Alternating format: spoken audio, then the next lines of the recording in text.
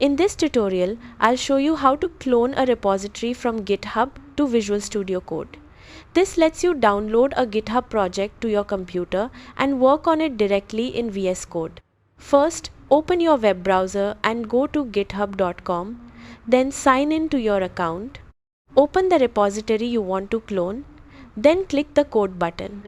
Make sure HTTPS is selected. Then click the copy icon to copy the repository URL. Now, open Visual Studio Code on your computer. Press Ctrl plus Shift plus P on Windows or Linux, or Command plus Shift plus P on Mac to open the command palette. Type git clone and select the command from the results. Paste the GitHub repository URL you copied earlier and press enter. Next, choose the location where you want to save the repository on your computer. Once the cloning process is complete, VS Code will ask if you want to open the repository. Click Open. Your GitHub repository is now cloned and ready to work on in Visual Studio Code. That's how to clone a repository from GitHub to Visual Studio Code.